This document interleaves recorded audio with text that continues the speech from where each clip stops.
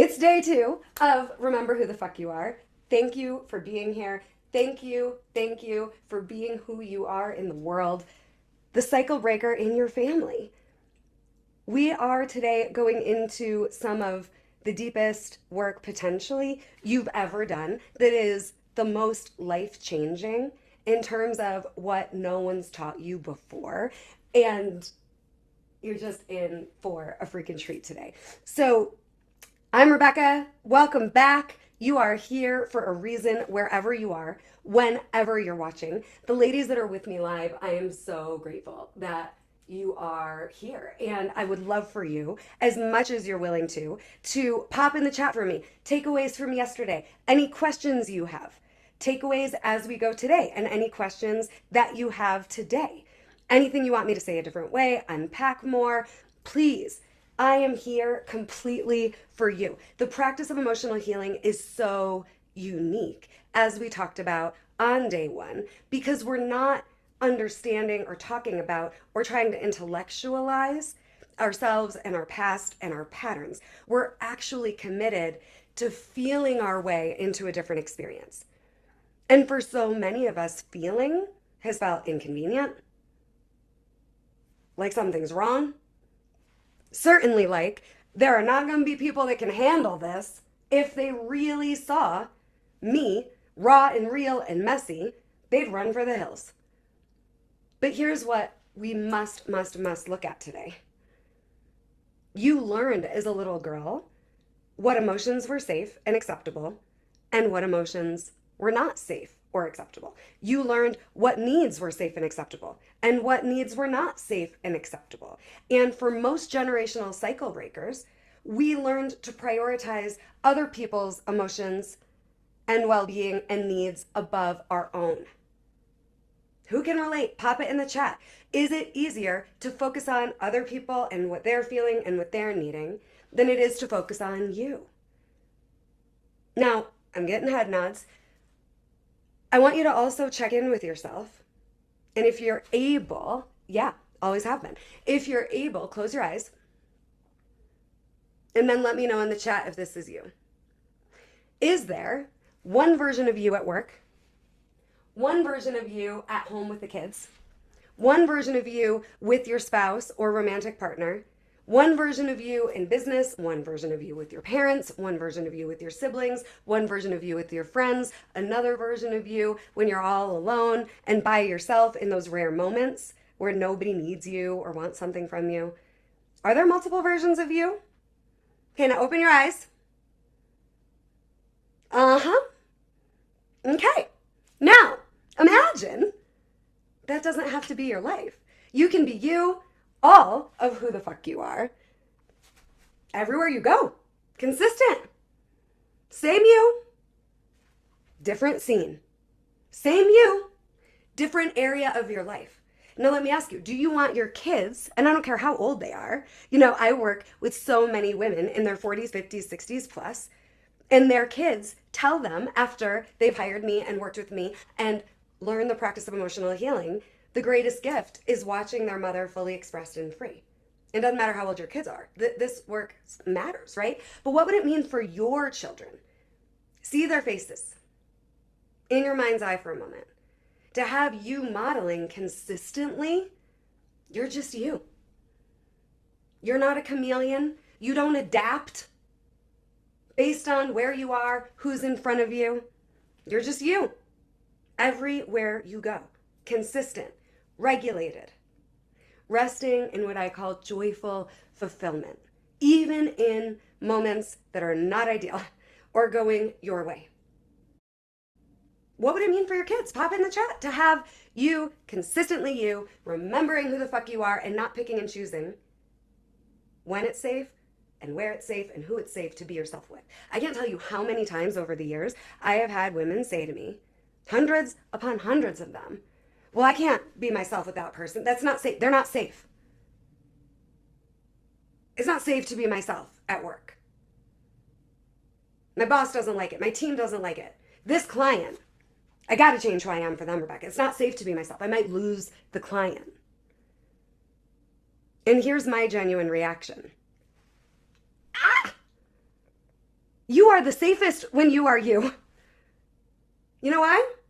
Because you're in your body. You're grounded. You can see shit coming. That if you're in self-protection, it's going to be harder to see. Okay? When you're survival you're not grounded. And you can't see clearly what's hidden in plain sight and real and not going anywhere. I don't want you only who you are when life goes your way or when it feels safe, like this person isn't going to run away because you showed up real. I just want you real. Because that's how you attract people into your life that are also real. What I'm about to show you and unveil, I am so proud of, and you are the first to see it. Okay? This, ladies, is my emotional healing map. It is brand spanking new and quite literally 25 years plus of experience in a graphic. It's going to explain so much. So, we today are going to focus on survival. Tomorrow, okay, and I just love this, the emotional healing map from survival response to emotional freedom. Tomorrow, day 3, we're going to start diving into the darker emotions, and I will explain that there are only 5 human emotions tomorrow. We'll deal with the dark ones. Then, day 4, we'll deal with the light ones. But the goal of remembering who the fuck you are is the joyful you, safe to be herself, is leading her life as the rule, not the exception, regardless of other people, regardless of their dysregulation, regardless of situations, circumstances, diagnoses, etc. Joy gets to be your life. And let me ask you, haven't you been through enough? Pop in the chat. Who here knows they've been through enough? And they deserve peace, fulfillment, joy, the good stuff as the foundation of their life and the rule they live by. Who knows? That's you. It gets to be good from here. You've been through enough. So today, this is big. We are looking at, all right, who you're not and who you are. But this is key. None of it's wrong. Everything I put on this emotional healing map is all of us.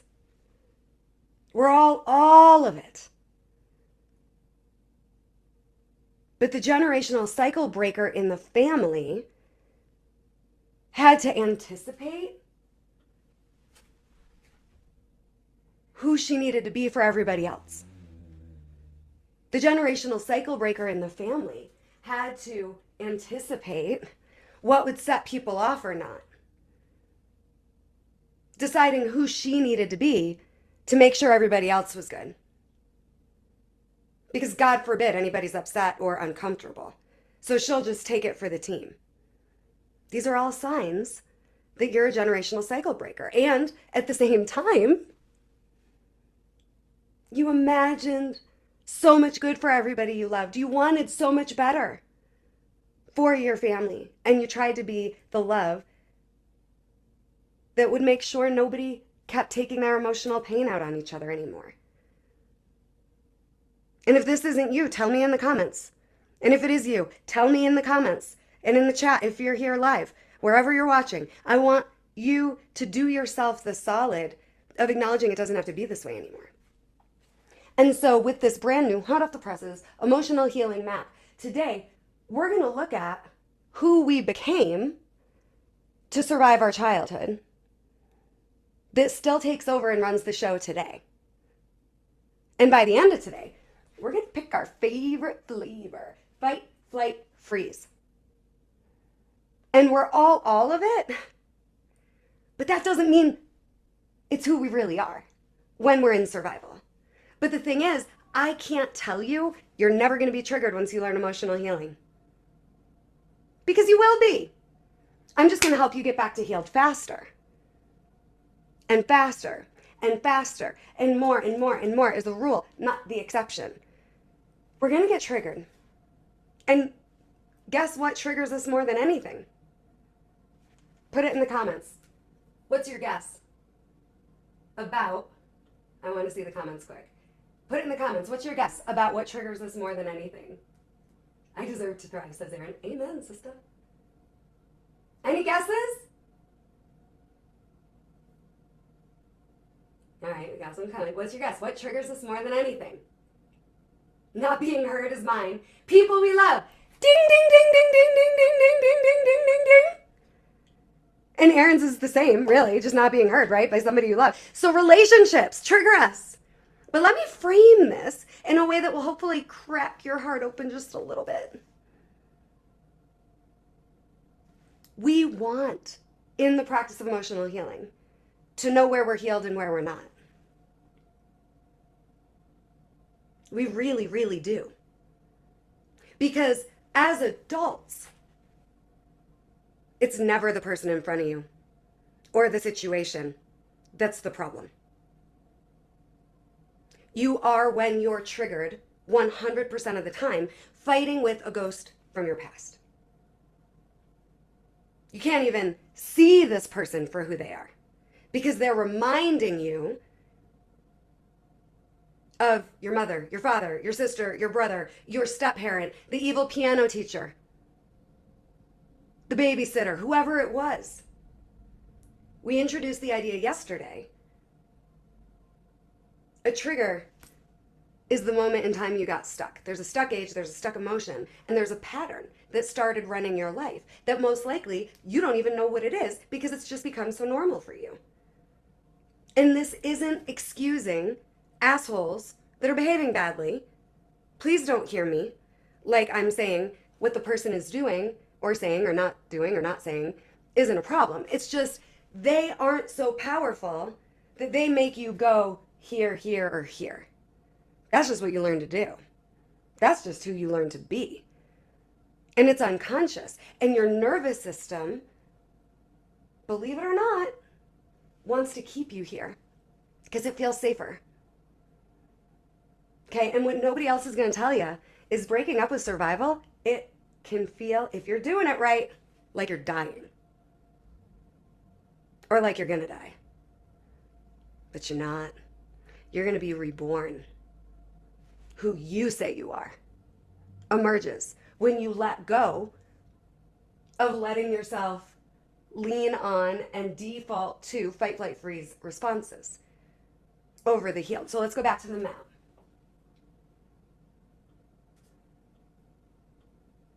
Okay. So we're going to break it down.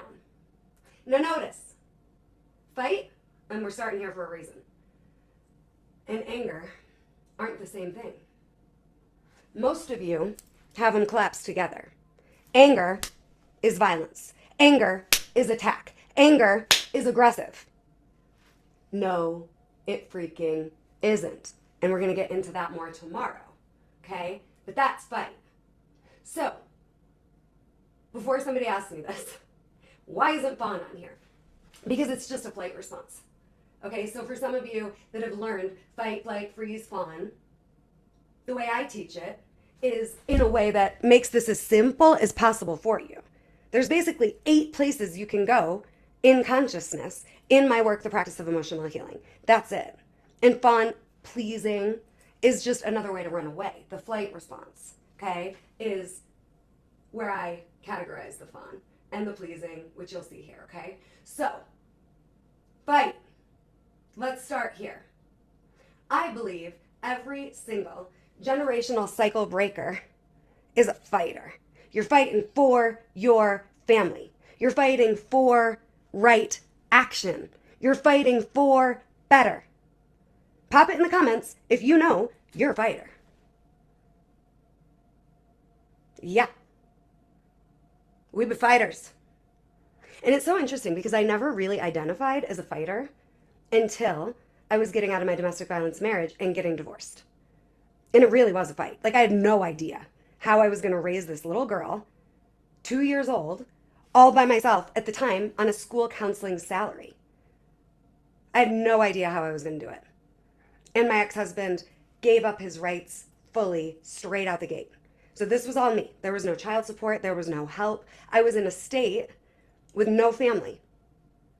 I had no idea how I was going to do it. And I had no idea I was a fighter.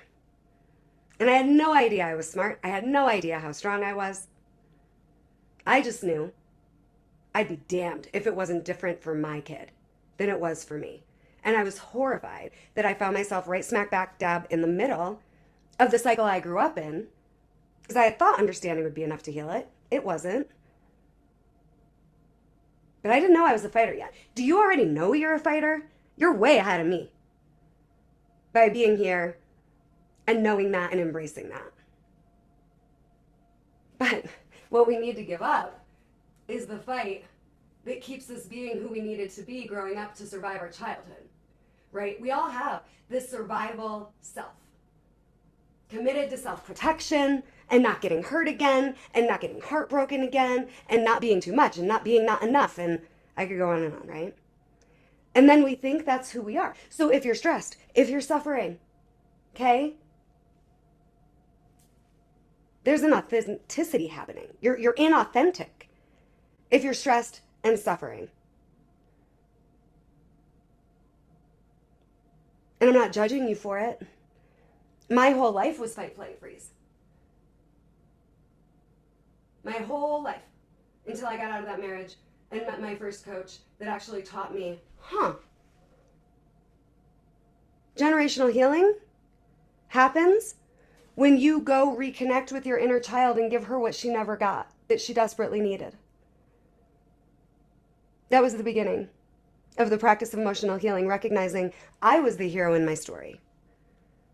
I was the only one who could give myself the care, the listening, Aaron, the regard, the understanding that I really, really needed. Because if I don't give it to me, it's going to bounce off me like a force field when other people try to give it to me. I can't receive better than what I give myself. And the world shows me where I'm healed and where I'm not. My relationships show me where I'm healed and where I'm not. And how well I'm loving me. Every day, the world shows me how well I'm loving me. It's all reflecting back to me how well I'm loving me. And the same is true for you. So you became a version of you to survive your childhood that is not who you are. I can promise you that. And then you keep experiencing relationships the way you experienced family growing up until you emotionally heal. It's the same cast of characters in different costumes. Right? I grew up with a perpetrator, dictator father, and a victim, damsel in distress mother, and a fighter sibling that wasn't taking any of that. And I was the good one. In flight. Bouncing around, trying to be who everybody needed me to be. And for literally years, up until I was 27 and divorced, pretty much all my relationships had a bad guy, a damsel in distress, and a squeaky wheel who was a pain in the ass, and I was still the good one, bouncing around the walls. Who do I need to be? How do I need to be? How do I take care of you? How do I make sure you're not mad at me? How do I make sure you know how much I care about you? How do I love you enough to heal you? Anybody else have that as a leading question as a little girl? How do I love you enough to heal you? You can't heal them.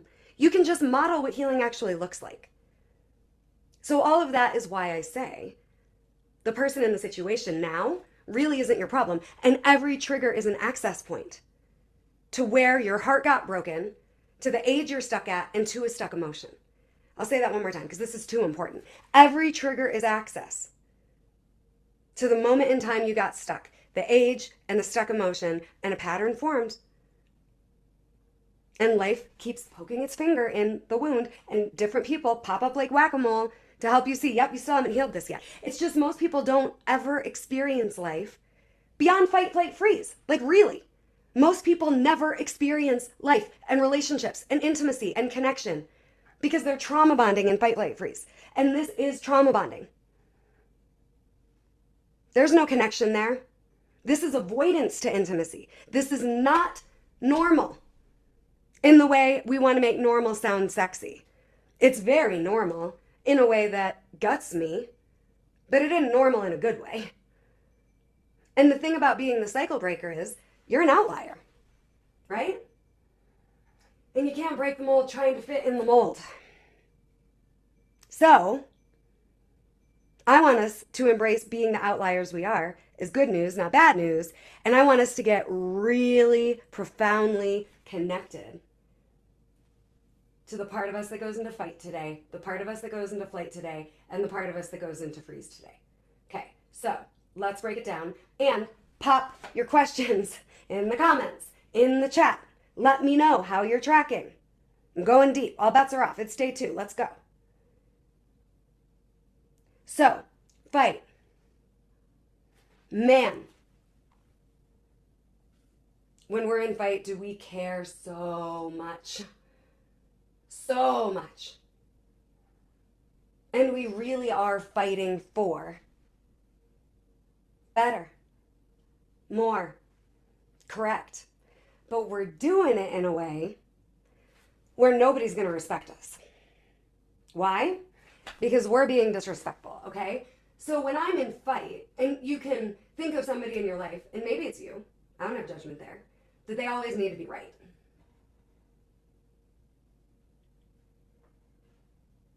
Everybody else is wrong. Because they got to be right. Okay. Respecting yourself, but disrespecting other people in the name of being right and righteous and superior isn't going to be received very well. Even if you're actually correct. When I have these couples and I got one who's the persecutor in fight, making the victim who's in freeze wrong, guess which one cares more about the relationship? The one in fight or the one in freeze? Put it in the chat. I want to see. I want to see what your guess is. Who do you think cares more? The person in fight or the person in freeze? Freeze. Somebody says freeze. Any other guesses? Fight. Fight. The answer's fight. The person in freeze is just shutting down. So the person in fight is like, hello? Anybody in there? Wake up. You with me? You care? Let me get a rise out of you so I have an active participant engaging with me in this relationship. But the way the person in fight is coming across, super disrespectful, blaming, critical, punishing, threatening, judgmental, intimidating, righteous, aggressive, bulldozing, bullying, too much, isolating, right? Because why do I have isolating here? We're isolating when we're in fight because you can't feel my heart at all. You can't feel me when I'm in fight. So then I feel alone on an island, hating, lashing out, abusing, out of control, violent, attacking, mean. Fight, you can see, when I put it like this, it ain't gonna get you very far. It's just gonna have people scared of you. And doing a lot of trying to not set you off. And so when you're in fight, you are committed to respecting yourself and what's correct, but you are being disrespectful AF and you are pushing people away. And we all have a part of us that goes here. I've got a client that has her fight, flight, freeze names for herself, Huey, Dewey, and Louie. And they come out. Huey, you don't want to mess with Huey. And we've all got this in us. So what gets really interesting, a couple more things about fight. Most of us had the modeling of all three, right? Fight, flight, freeze. And we thought this is just what happens in relationships. This is just what happens in love. And I said earlier, we're going to pick our favorite flavor. Some of you decided you were never going to be fight because you don't want to do harm. So you just take it. That was me. I was never going to let myself go there. But here's the lie I was in that I want to clue you in on because maybe you're in this lie with yourself too. I thought because I was never going to do harm, and I made that commitment probably at 5 years old. What I didn't realize is self-harm is still fight, just directed at me. And I never said I'm not going to do harm to me. I just said I'm not going to do harm to you. So there was no place. There was no place for that part of myself to go other than inward. Anybody relate to me here? I come from a family of addicts. Somehow, thank you God, that missed me. But I abused alcohol in my early 20s. I had an eating disorder from about 14 until I was 30, on and off. I ran 3 marathons, anorexic, not eating, not drinking enough water. I was so mean to me. But I never identified as fight because that person hurts people. Well, I was way more capable of hurting people than I ever wanted to face. But once I did, I got so free. See, we're all of it. It's just tricky sometimes and subtle sometimes to be able to see it. Okay?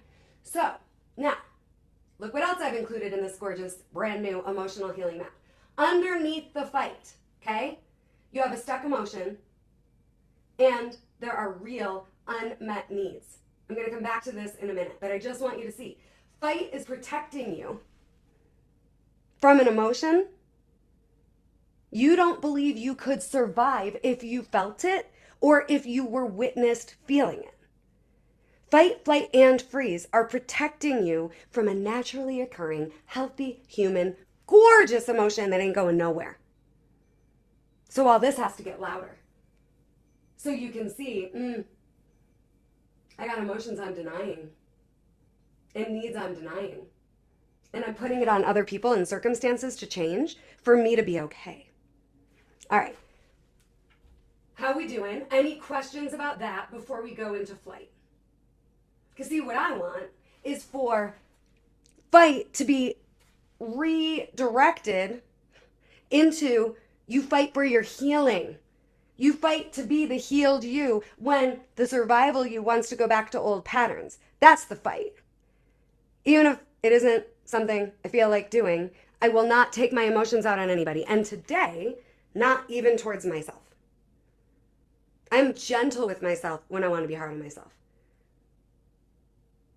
Imagine that life. Imagine your kids having that example. Okay, let's keep going. So, flight. This one we have to spend a little bit more time on, okay? So, flight can look like you got it all together. Really can. Doesn't look like you're running away. Doesn't look like you're escaping. Not when we're at the level that this crowd is at, okay? Somebody in drug addiction or any type of addiction, they definitely look like they're in flight. But there's a version of flight that I lovingly call like high functioning unhappiness. Like you look like you have it together. You don't need nothing. You're good. You're good. You got it. You got it. But it's still flight. So this one, I think, is sometimes for those of us that are the generational cycle breakers, the good girls, the type A, best in class, top of the food chain type of women, it can be harder to identify flight because it just looks like you're a rock star to everybody else. And it's easy to convince yourself that that's what's happening too. But let's look at this. If I'm putting other people's needs ahead of my own, can we see how that's a flight response? Me running from my genuine humanity, wants, needs, feelings, emotions, desires. If I won't make me matter and I only get my worth putting everybody else's needs ahead of my own, and that's the only way I know I'm valuable because of all I do for people, right? That's flight. Are you starting to see why I'm saying we're all of it? Because we genuinely are. So when I'm in flight, why am I saying I'm disrespecting me and disrespecting you here? I've completely factored myself out. And I'm going to be very bold, but I'm just going to say it. When you're in flight, you're acting like you care. You don't. You don't care about them. You're not doing all of what you're doing, jumping through hoops and walking on eggshells and being over responsible like Luisa in Encanto can't keep holding it all up. If you've ever seen that movie, Under Pressure, because you care. You're doing it because this person is making you uncomfortable. You don't want to feel how you're feeling, so you avoid it and take care of them and hope if you change them, then you're going to feel better. You got it? This is not caring. And my job today, I know this is a lot, is to make this disgusting. To recognize you're in fight, flight, or freeze and give yourself permission to stay there. And the deal is, I always say, I should give a disclaimer, like, once I'm your coach, you can't pretend like you don't know anymore. You're never going to be able to go back to not knowing what you know now because of what I show you. So it's going to be a different type of a choice once you know, right? And this happens a lot with my marriage coaching. I'm really good. Almost all the marriages, I can help heal, I can help save. But both people have to want the healing, right? And that isn't always the case, but we have to get responsible for. I'm playing out with you what I never healed from my childhood. You're not the problem. You're my greatest spiritual teacher, helping me see I don't have to experience marriage with you the way I experienced family. I don't have to experience love with you the way I experienced love growing up. I can create something totally different. What Mark and I have, it takes my breath away. It's my greatest accomplishment. And it is nothing like what we had growing up. Either one of us. It isn't a reenactment anymore. But this is hard work to own it. I'm in fight. Nobody made me do that. That's just what I do. I'm in flight. Nobody made me do that. That's just what I do, given these set of circumstances, feelings, the perfect storm in front of me. I'm in freeze. That's just what I do, given this scenario. They didn't make you. Nobody can make you feel some type of way. Can they be a jerk? Can they be an asshole? Can they be hurtful? Of course. But what they activate inside of you was already there. And once you're healed, it doesn't hurt anymore. And now it's just, oh, wait a minute. They're showing me who they are. And I get to communicate. Here's what I actually want, need, and feel about this in this relationship. Are you willing to grow with me here? Because this isn't how I do relationships. We recently had some friends staying with us, and the mom lashed out at her daughter. And my daughter looked at me and said, "That is not what we do." I said, "You're right." And then she said to her friend, "That is not what we do," when her friend lashed out at her the way her mom had just lashed out. Can you imagine at 11 years old being that convicted in knowing who the fuck you are and what's acceptable and what isn't, that you stand for it verbally and risk it? That's what I want for your kids. That's what they deserve, but you have to model it first. And again, it isn't what you tell them, it's what they see you do with you. It's all your relationship with yourself that needs the healing. And then the externals change. It isn't the externals change and then I feel different ever. Just maybe temporary relief, and that's more of the flight, right? I changed the scenery, so I had some instant gratification. I had some temporary relief, but I didn't heal the pattern. So tomorrow, here we go again. So flight, that's why I'm saying you're disrespecting yourself and you're disrespecting them when you're in flight, because they don't get the real you. That's disrespectful. And you're pretending like you care and you don't. Your nervous system has just gone whack. It needs this to change for you to be okay. So you're going to be the superhero and you're going to save it. And you're going to change them. And then, as long as they followed your direction while you played God in their life, all will be well. Am I making this gross enough? This is hard. I'm getting thumbs up. This is hard, but come on, somebody's got to tell you the truth about what the hell's actually going on. So, okay, when you're in flight, you're actually guarded and running away. You're numbing out of body is what I mean by dissociating. In my book, Coming Back to Life, if you haven't read it yet, go to Amazon. It's amazing. I have a chapter in here called The Body. And that chapter, along with the forgiveness chapter, has won me awards. I got very raw and vulnerable about how my relationship with my body has evolved over the years. I was so out of body. And I didn't even know it. I did not have my roots developed yet. I was just flying around trying to be the hero in everybody else's story, so I had permission to take up space in my life. And I thought I had to achieve to have value. And I needed to be needed, and I resented everybody who needed me. Can anybody else relate to this? I was totally out of body. So this one is really important to pay attention to, the dissociating, controlling, interfering, superior, overwhelmed, under pressure, fleeing, pleasing, anxious, passive aggressive. This one is really aggressive. This one's passive aggressive. It's confusing. Flight is confusing. You become confusing because you've got this put together image, but inside you're all a mess. So anybody in their body is going to feel there's a disconnect. So you really are confusing when you're in flight. Playing it safe, right? You don't want to risk it. You don't want to jeopardize what you have, and God forbid we rock the boat. Busy. Any of my ladies here, put it in the comments. Put it in the chat if it's you and you're here live. Any of my ladies busy and glorifying busy? I did this for years too. Now my life is so full and rich. I'm not busy. I do what I want, when I want, how I want. I want that for you too. Over responsible, the savior, escaping, having addictive tendencies. That's flight. Okay? And we also have stuck emotion and unmet needs. We're going to get to more of this later. But see, down here is how you get over to the healed. Okay? Freeze.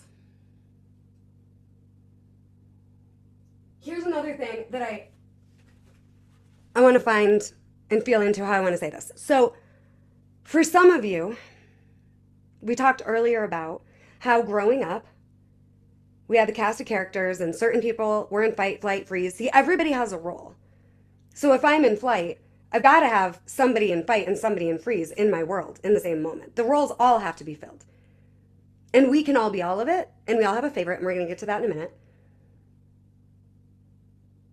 Right? But the roles are all filled. So for some of us, we were one flavor growing up and then went to a different one in our marriage or at work. This all happens at work too. All the corporate trainings I've ever done, it's all family healing. I just don't tell them that. Right? Because they don't have a problem with their coworker. Their coworker is reminding them of a ghost from their past too. And that's who they're fighting, not this person, not this situation, right? So for me, growing up, I was in a lot of flight, but my mom was in freeze. So what I learned was the husband is going to be the one in fight. The wife is the one in freeze. So I literally became my mother in my first marriage. But I hadn't been that yet. And see, this is why I get this all the time with my couples too. You can have had this like great love story. You're free. You get to be yourself. The sex is so hot. It's fabulous. And then you get married and it all goes to shit. Because you defaulted back to the modeling growing up. Okay, that's what I did. I can't tell you how horrified I was when I realized I had become my mother. And what was really beautiful about that is it helped me heal with my mom. My mom's done a lot of work on herself. And she tries really hard. She's pretty amazing. She's coming to my retreats. But it was brutal to wake up to, holy shit, I've become my mother. Now my mother had become her mother and my grandmother had become her mother. And that's why we call it generational cycle breaking in the practice of emotional healing. And who knew trauma healing could be pleasure centric? But that's what I'm doing. Like, I want it all to be good news for you, right? So you're all of it. And sometimes the role we default to as a wife, as a mother, isn't necessarily the one that we defaulted to growing up. But the goal here is for you to get comfortable with not making any of this wrong anymore. I just want you to know what to do when it's happening in you or in the people in front of you. My coaching, the private work with me, you get a master's degree in human behavior and relationships. What you learn about people, it's unmatched. The leadership development that emotional healing gives you is unmatched.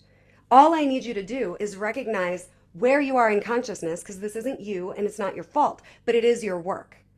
And to know what to do when you're there, and to know what to do with other people when they're there. That's all I need, is for this to not be wrong anymore and for you to know what to do when it's happening. And even more, to know who to be when it's happening. Not to change them or the situation so you can be safe and okay, but because you're the one bringing emotional safety into the moment. Because that can change so much so fast. So freeze. This is who I was in my first marriage. And I was disrespecting myself to try to respect my husband and keep the ship afloat. Right? Meanwhile, I'm getting physically, mentally, verbally, financially abused, cheated on, just like my mom. It looked different. And this can get really confusing. It looks different, so you think it's different. But does it feel different? If you're stressed, stuck, or suffering, I'm going to suggest it doesn't feel different, and that's the problem. And this is why financial safety and security can't change the emotional safety in your home.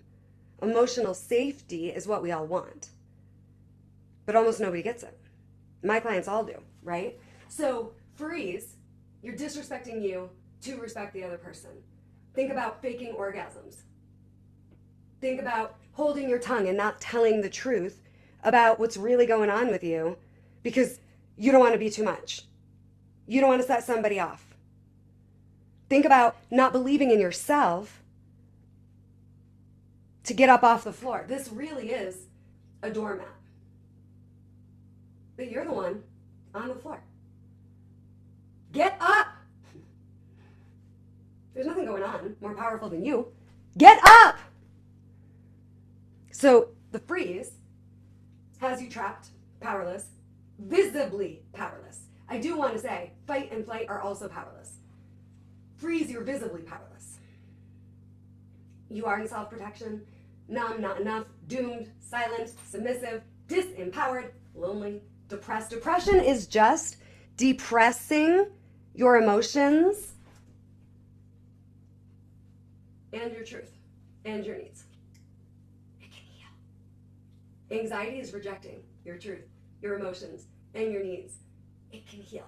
Literally almost 100% of the time. It can heal. It's almost, I guess the way I want to say it is, it's so rare that somebody is mentally ill to the point where they can't heal. And I'm just going to say, it's never happened in my practice where they were diagnosed, they were the lost cause, and they didn't heal. But you have to want it again, right?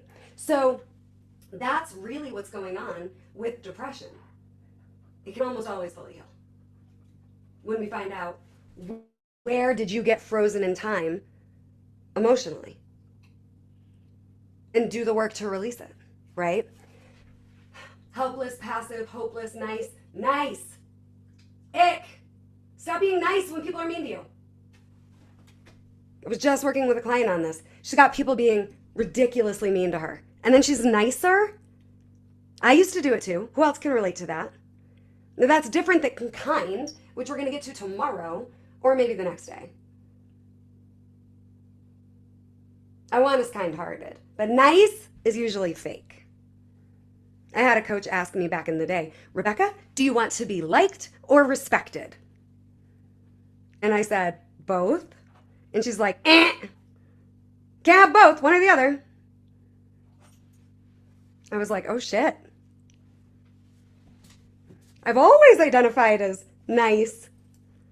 Who am I if I'm not nice? Oh, here's who I am when I'm not nice. Thank you very much, right? Like, let yourself meet yourself and own it. Inferior doormat adapting. Okay, so now I'm going to show you something on the board. Any takeaways, comments, questions? Pop them in the chat. Now you can see why I say we're all bipolar. And I piss people off when I say that. But all I mean is literally everybody has a survival self and has a healed self. And if the cameras are following us, you look very different when you're clear emotionally and the healed you versus triggered and unclear in fight, flight, or freeze. Okay? Okay, anxiety. Yes, great question. What did I say anxiety was again? So anxiety is rejecting your emotions, which I'm going to teach you about tomorrow. I teach there's only 5. And your truth and your needs. You're rejecting it. Depression is you're shutting it down. Okay? And it really is that simple. It doesn't make it easy, but it really is that simple. So, fight, flight, freeze. Last thing I want to show you for today, and then tomorrow, we're going to get into the 5 core emotions and life beyond all this crazy, because healed lives out here. But again, most people, this is their whole life. They're just bouncing around these roles, and the other people in their lives are filling the other spaces. It's most people's entire life. So here, this is what I want you to know. Fight. What does this person need? We're going to get to the stuck emotion part of all of this tomorrow. But what this person needs, Aaron, is to be heard.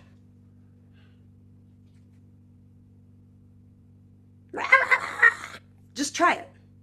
I hear you. Whoosh. Can diffuse it just like that. It's like magic. I hear you. Damn straight. They want to be heard.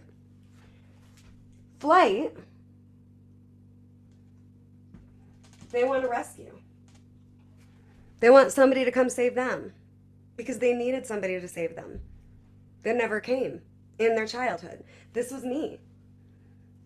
I was being sexually abused. I was trying to be as invisible as I could be. I really needed a rescue. Nobody came. So I started rescuing everybody. Because unconsciously, then maybe someday, I'd get saved. But how it works is, no, you just keep creating situations where you have people in a situation that you think you need to rescue them, and you keep creating situations to prove you still need to be rescued too. Pretty disempowering. But I want you to see the compassion and love I have as I'm talking about all this. Even though I'm saying, let me make it gross. Did I make it gross enough? I want you to see it's not wrong. I'm like, oh my God, I get it. You're 7, you're 12. You just want to be heard. You just needed a rescue. How about we heal you so you can have your life back and not have you miss your life? How about that, right? And then the unmet need for freeze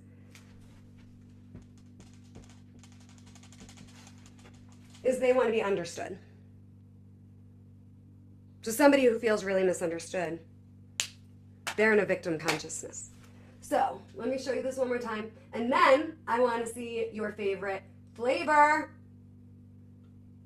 Which one is your default in this season of life? Okay? So this is for fight, a persecutor consciousness, the bad guy.